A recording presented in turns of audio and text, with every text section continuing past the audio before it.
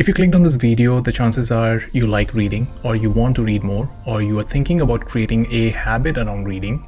So in this video, I'm going to give you 5 tips that I think could improve your reading habits. These points are in descending order of importance, meaning the tip number 5 is less important and the tip number 1 is the most important. But before we dive deeper, let's talk about why you should even consider reading. Why should one read in today's day and age when they have all the information on their fingertips? Well, beyond the obvious benefit of gaining knowledge, the truth is that reading is perhaps the single most significant factor in making you both interesting and interested in the world around you. It makes you interesting because you understand the world a bit more through different ideas, concepts, and stories you get exposed to. They all add more layers, more colors to your understanding of the world. You always have more references, more examples, facts that you can draw from in any type of conversation. And this also means that you interact with the world a bit more effectively. You gain confidence in your own thoughts as they find resonance and validation with the ideas of other global thinkers. And you also may discover more things, come across more topics that may interest you. Then you go and read about those topics or explore them in real life. You could also start noticing them around you. So reading is almost at the very core of self-growth. It's a skill that makes you question your own beliefs or escape reality and then reflect on your inner experiences. But when a lot of us think about reading, we picture someone with a thick book sitting by the fireplace smoking a pipe, or someone sitting at a quiet cafe or a library. And I think reading is not just that. Reading isn't always an act of sitting with a thick physical copy or digital copy of a book. It's also about listening to an audiobook. It's also about reading email newsletters or reports, blogs, articles, anything that is in the long form format but is centered around an idea or a group of ideas. What I personally wouldn't consider reading are small tweets or social media posts that share an idea, but I do think that they have their own place in the reading landscape and they do create value of some kind, but we aren't talking about those kinds of things in this video. Alright, so the tip number 5 to improve your reading is to leverage audiobooks along with other habits. Now, if you're someone who hasn't yet explored the world of audiobooks, I must say you are missing out on an amazing tool from your reading toolkit, because listening to a book is not as restrictive a process as reading a book is. It's more freeing. It can be explored along with your other habits that you already enjoy. And that's why I think it's an easy habit to form, because you could combine it with other things that you already enjoy, like cleaning your house or doing the dishes or commuting to work. But building this habit and this skill of listening to audiobooks requires a few things, one out of which is how you select an audiobook, and that depends on 3 main things. Number 1, the subject matter of the book. Number 2, your personal interest in it. And number 3, the level of complexity the book offers. Because you don't want to pick up a book on something complex that requires you to put in a lot of focus and attention, or something that doesn't interest you just yet, and you're being experimental with it. Because doing so leads to frustration. You may start a book and not continue it for long and might find the entire process frustrating or boring. So instead, you should pick a book that is easy to follow, something that keeps your attention and something that feels rewarding.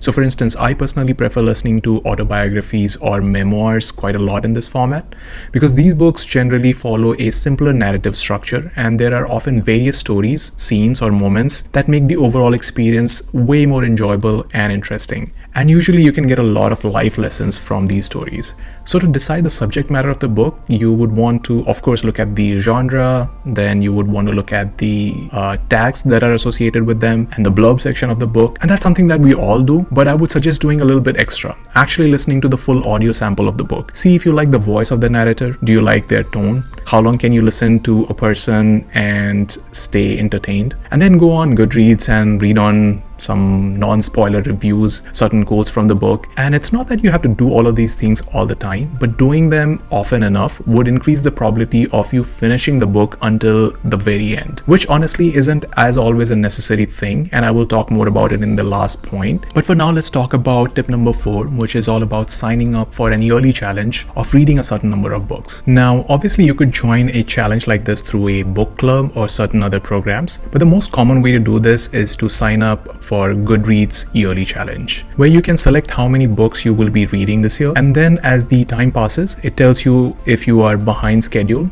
on schedule, or ahead of schedule in terms of percentages. And this type of goal tracking makes you follow through a bit better because it's kind of a SMART goal, which by the way is a management framework often used in the corporate world for goal setting, where the goal needs to be specific, measurable, achievable, relevant, and time-bound.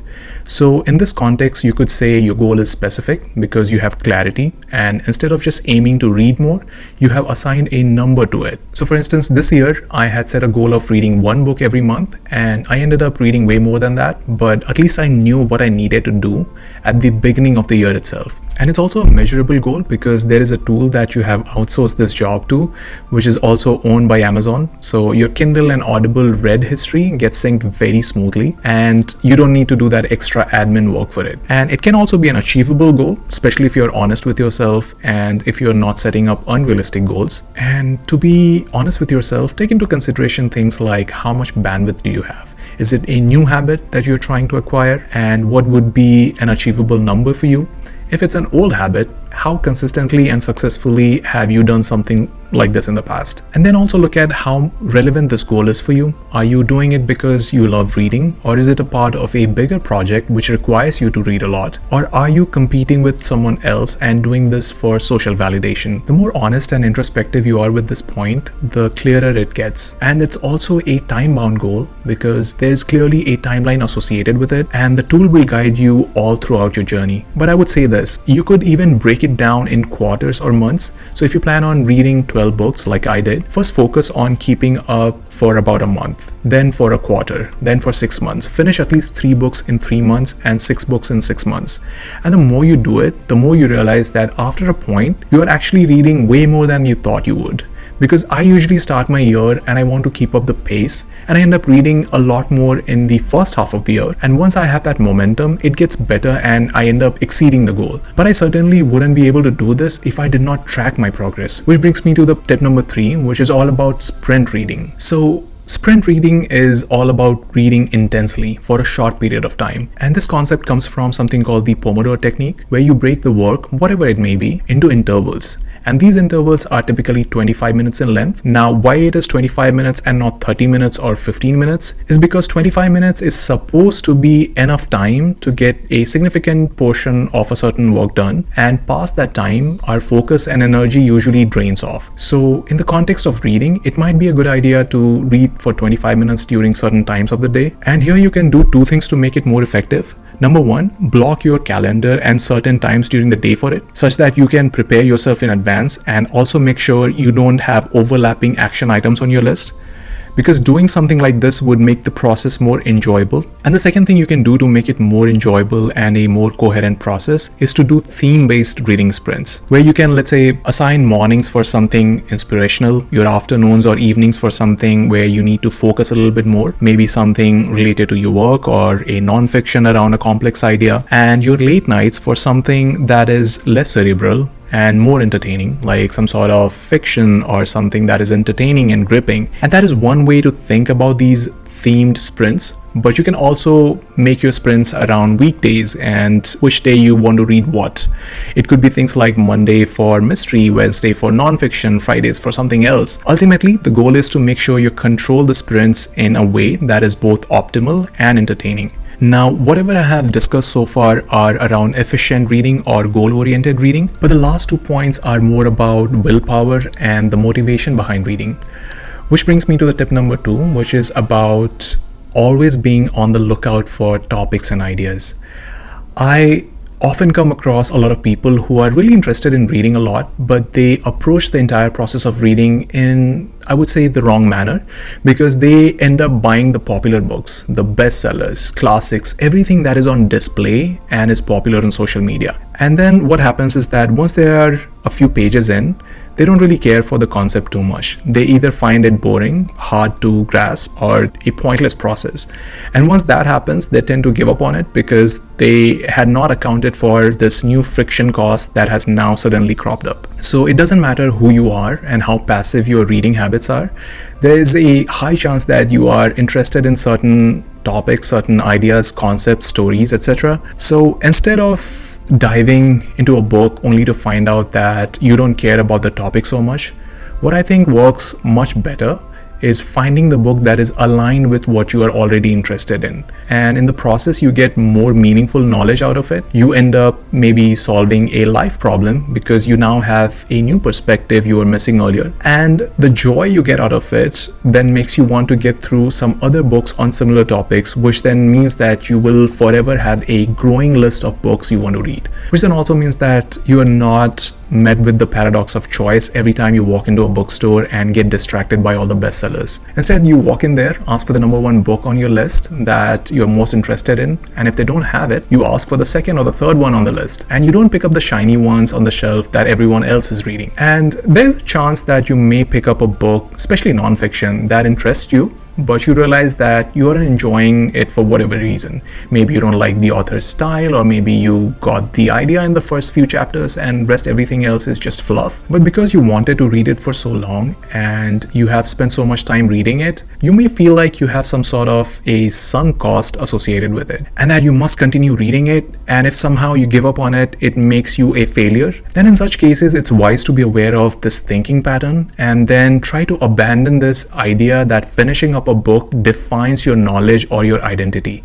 That if you did not finish the book, then you are somehow a failure or an imposter. Because reading is not about finishing a book on a certain topic, but using the right book to get you closer to finishing your understanding of a particular topic. Which then brings me to the tip number 1, which is about the selective, non-linear, iterative, and qualitative approach towards reading. So like many of you, I grew up with this idea that a book has to be read strictly from front to back, that it should not be skimmed, that it should not be abandoned, that it has to be an attention demanding, intense exercise, and you get to reap the benefits or the rewards only after you have finished it from end to end. And that's just a wrong mindset that inhibits our growth, because especially reading non-fiction needs to be a purposeful and a reflective approach. Naval Ravikant said it the best when he said, "I got over this idea of reading a large number of books.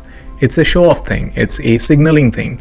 I no longer track books read or even care about books read.